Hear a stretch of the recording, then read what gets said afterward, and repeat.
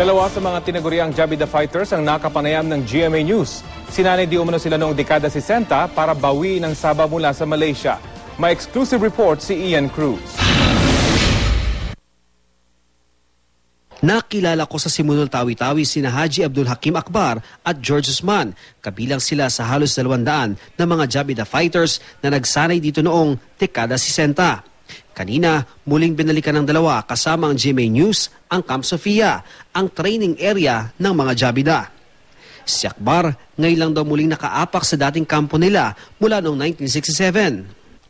Ito yung Camp Sofia na tinatayang 50 taon na nakakaraan ay nagsilbing training camp ng mga Jabida. Sila yung mga Moro fighters mula sa Sulu, Basilan at Tawi-Tawi. Ayon sa mga residente, napakaliit lamang daw itong kampong ito. Nasa tinatayang mga 2 hektarya lamang at simple lamang daw yung layout itong Camp Sofia. Sa paligid daw nito ay makikita yung iba't ibang barracks sa mga sundalo at ang pinakasentro daw nito ay isang balon kung saan kumukuha ng tubig ang mga fighters.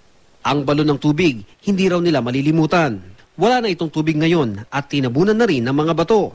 Jogging lang, every morning yan, ang jogging punta sa Obor, sa Bakong, balik dito. Tapos na po, training ng firing yan. Inalala ni na George at Haji na ang akala nila noon, ang training nila ay para maging miyembro ng Armed Forces of the Philippines. Huli na raw nang malaman nilang ang nasalihan nila, military operation pala para umano mabawi ng Pilipinas ang Saba sa Malaysia. Operation Merdeka ang tawag dito.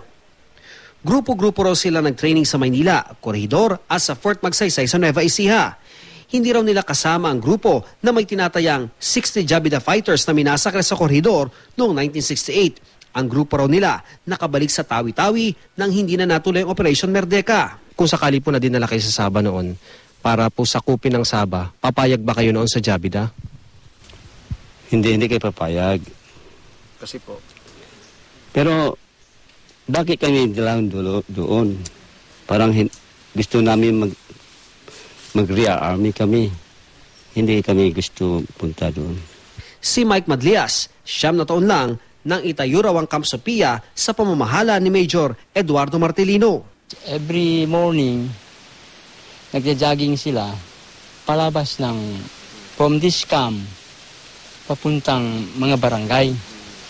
Agang-aga pa narinig ng ninyo na nagsabi, nagja-jogging, Jabida, ha ha. Si Major Martelino hindi lamang daw nabighani sa ganda ng Simunol.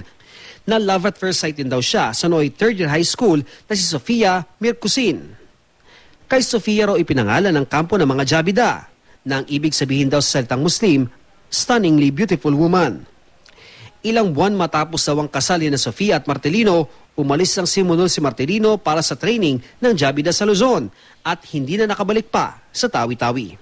Wala nang tawag, wala namang sulat. Hindi siya nagkwento rin sa akin yung bakit umalis na si Martelino, hindi na siya binalikan. Mula rito sa Simunol, Tawi-Tawi, Ian Cruz, GMA News.